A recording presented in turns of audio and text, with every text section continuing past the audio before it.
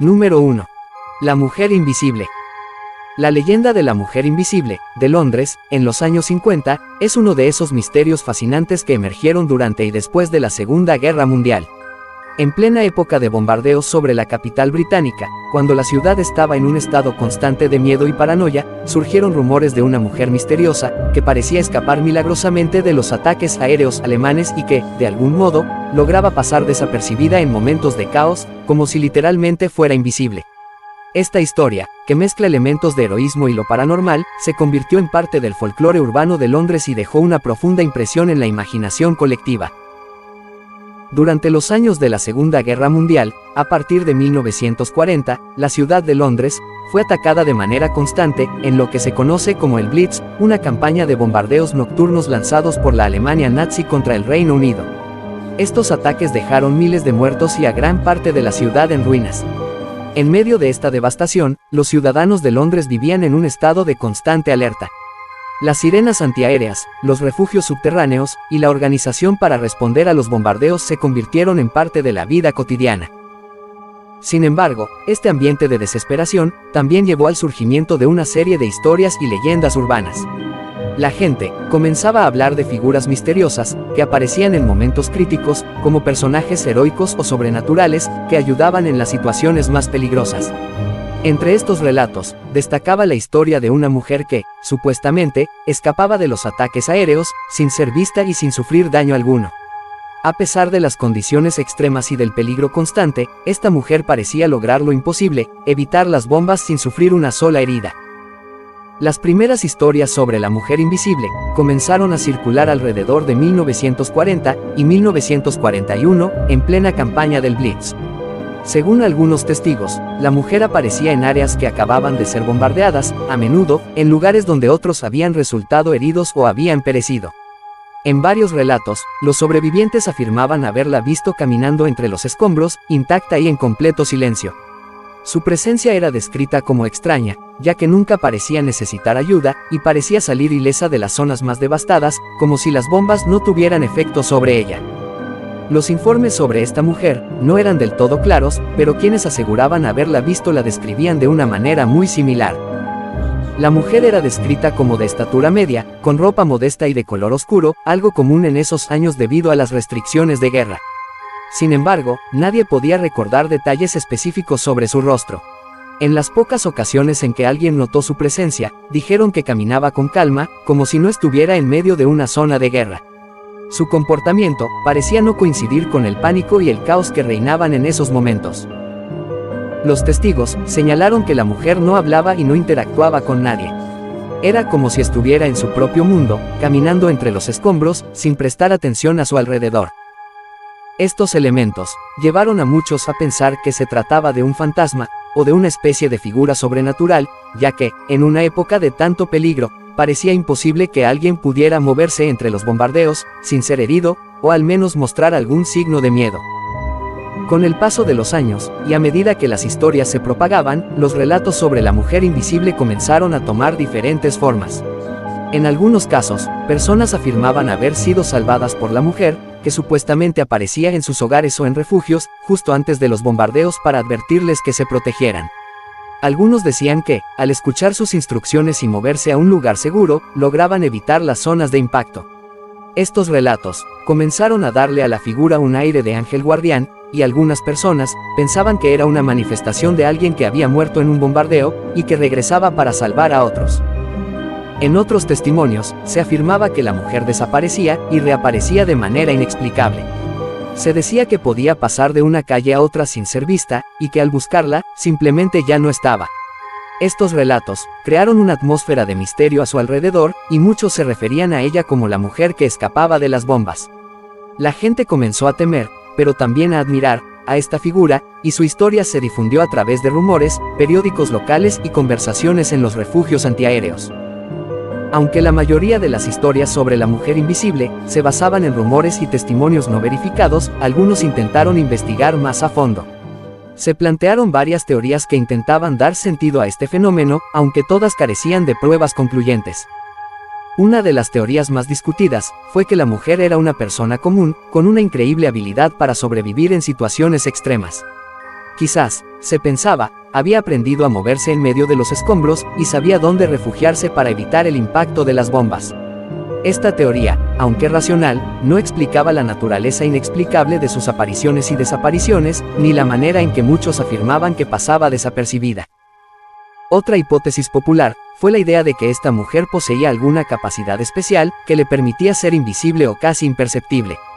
Esta teoría se basaba en los testimonios que aseguraban que, a pesar de estar presente, pocos podían distinguir sus rasgos faciales o recordar detalles específicos sobre su apariencia.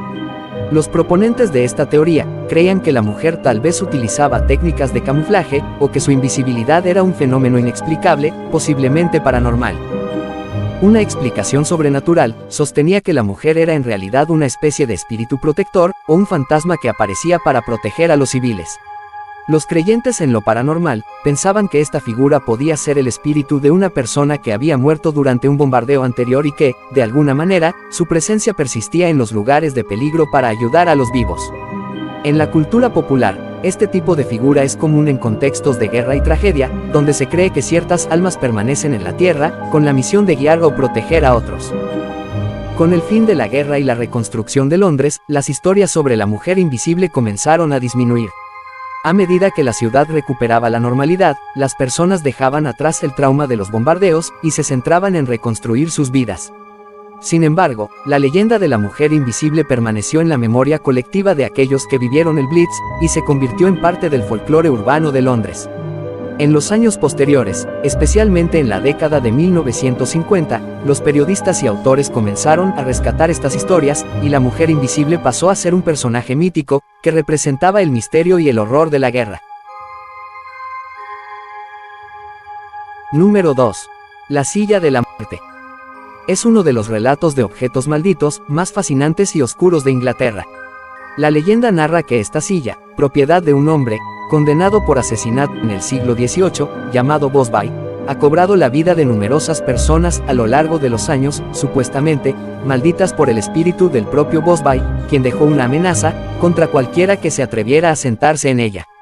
Desde entonces, esta silla ha sido vinculada a la muerte de más de 60 personas, y ha ganado una reputación espeluznante en la cultura popular, hasta el punto de que, actualmente se exhibe en un museo, donde se mantiene fuera del alcance del público. La historia comienza en el siglo XVIII, en el pequeño pueblo de Thurles, en North Yorkshire, Inglaterra. Thomas Bosby era un hombre conocido por su carácter violento, sus actividades de contrabando y su vida disoluta. Era dueño de una posada en la región, y su relación con su familia y vecinos era tumultuosa. Bosby estaba casado con la hija de un hombre llamado Daniel Auty, otro personaje turbio, que además era su socio en actividades ilícitas. En algún momento, Bosby y Auty tuvieron un altercado serio. La causa de la discusión varía según las versiones. Algunos dicen que Auty intentó obligar a Bosby a separarse de su hija, mientras que otras fuentes aseguran que fue un enfrentamiento sobre dinero o contrabando. Sin embargo, la mayoría coincide en que una noche, en 1702, Auty fue desvivido por Bosby en un acto de brutalidad. Según los informes, Bosby golpeó a Auty hasta quitarle la vida cerca de la posada, y luego intentó ocultar el crimen. Bosby fue arrestado poco después, y llevado a juicio, donde fue declarado culpable de asesinato. Su sentencia fue la horca, un castigo común en esa época. Antes de ser ejecutado, Bosby fue llevado a una horca en la entrada de su posada, donde enfrentó su destino final. Según la leyenda, en sus últimos momentos, lanzó una maldición sobre su silla favorita, advirtiendo que cualquiera que se atreviera a sentarse en ella, sufriría una muerte prematura. Así comenzó la leyenda. Tras la ejecución de Bosby, la silla en cuestión permaneció en su posada, y pronto comenzaron a circular rumores de que estaba maldita. La posada eventualmente fue renombrada como Bosby's Stoop Inn, en referencia a la infame ejecución de su antiguo dueño, y la silla de Bosby se convirtió en una especie de atracción para los locales y visitantes curiosos. Aunque al principio los relatos eran esporádicos, con el tiempo comenzaron a surgir historias sobre personas que, después de sentarse en la silla, experimentaban accidentes fatales o muertes inexplicables poco después. Se decía que la maldición de Bosby no era solo una advertencia, sino una amenaza real. Cualquiera que desafiara su advertencia estaba destinado a sufrir. Con el paso de los años, estas historias aumentaron en frecuencia, y la reputación de la silla comenzó a crecer, consolidando su estatus como un objeto peligroso y maldito. Uno de los relatos más conocidos se originó durante la Segunda Guerra Mundial, cuando algunos soldados estadounidenses, estacionados cerca de Thirsk, comenzaron a visitar la posada de Bosby para beber y socializar. Atraídos por la leyenda de la silla, varios de ellos decidieron desafiar la maldición y se sentaron en ella. Sin embargo, poco tiempo después, muchos de esos soldados murieron en combate en circunstancias trágicas. Aunque estos eventos podrían atribuirse a la naturaleza peligrosa de la guerra, los lugareños comenzaron a ver esto como evidencia de que la maldición de Bosby era real. En la década de 1960, un grupo de obreros que trabajaba en una construcción cercana, también fue afectado por la leyenda de la silla. Dos de ellos decidieron sentarse en la silla para probar suerte y demostrar que la maldición era solo un mito. Poco después, ambos perdieron la vida en un accidente en el sitio de construcción, reforzando la creencia en la maldición. A partir de entonces, la silla se ganó la reputación de causar fallecimientos inmediatas o incidentes fatales en un corto plazo tras su uso. Otro caso que se cita con frecuencia, ocurrió con un repartidor que, sin conocer la historia de la silla, decidió sentarse en ella, mientras tomaba un descanso en la posada. Poco después de salir de la posada, sufrió un accidente fatal en su vehículo. La coincidencia de su fallecimiento tras haberse sentado en la silla, atrajo aún más atención sobre el objeto, y muchos en el pueblo comenzaron a evitar acercarse a la posada. Incluso alguien que no se sentó directamente en la silla, parece haber sido víctima de la maldición. Una mujer que trabajaba en la posada como limpiadora, accidentalmente rozó la silla mientras limpiaba el área. Poco tiempo después, sufrió un accidente fatal mientras caminaba en la carretera. Este caso fue un recordatorio de que la maldición podía afectar, no solo a quienes se sentaban en la silla, sino también a quienes se acercaban a ella o la tocaban inadvertidamente. A medida que aumentaban los relatos de muertes y accidentes relacionados con la silla, el dueño de la posada comenzó a temer por la seguridad de sus clientes. La cantidad de incidentes extraños y accidentes fatales atribuidos a la silla había alcanzado tal magnitud, que en 1972, decidió donar la silla al Museo de Thirsk, en North Yorkshire, con la condición de que fuera expuesta, de una manera que impidiera que alguien se sentara en ella. Actualmente, la silla se exhibe en una posición elevada en una pared del museo, protegida por cuerdas y carteles de advertencia, que indican que está fuera del alcance de los visitantes. Este caso ha tenido un notable impacto en la cultura popular. Su historia ha sido referenciada en libros, documentales y programas de televisión dedicados a lo paranormal. Se ha convertido en uno de los ejemplos más emblemáticos de objetos malditos. El Museo de Thirsk ha recibido un flujo constante de visitantes atraídos por la historia de la silla, lo que ha consolidado su estatus como un sitio de interés turístico. Además, el caso de la silla ha inspirado debates sobre los objetos y la posibilidad de que estos retengan energía de sus dueños, así como la influencia de la sugestión en él. Número 3. Epidemia de sonambulismo. En 2010, informes comenzaron a llegar desde pequeños pueblos de Madhya Pradesh, una región rural y relativamente pobre, en el centro de India. Los casos iniciales parecían aislados, pero rápidamente, se empezaron a registrar en varias aldeas y pueblos, abarcando una región más amplia, en un corto periodo de tiempo. Las personas afectadas experimentaban episodios de sonambulismo que no tenían una causa aparente. Sin antecedentes de comportamiento sonámbulo, ni otras alteraciones psicológicas previas, los afectados comenzaron a exhibir patrones de actividad nocturna sin conciencia y sin recordar nada al despertar. Normalmente, el sonambulismo se da en episodios breves y aislados, y es común en niños. Sin embargo, lo inusual de este brote en la India fue que personas de todas las edades, incluidas muchas mujeres y ancianos, comenzaron a caminar dormidos de manera repentina. Algunos de los patrones de comportamiento y actividades realizadas durante el sonambulismo parecían extraños incluso para los familiares cercanos.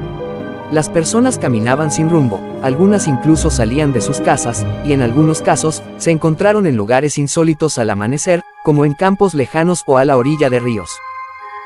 Entre las conductas más preocupantes, algunos individuos intentaron realizar actividades peligrosas durante estos episodios, como subir árboles, cruzar ríos, o manipular herramientas de trabajo.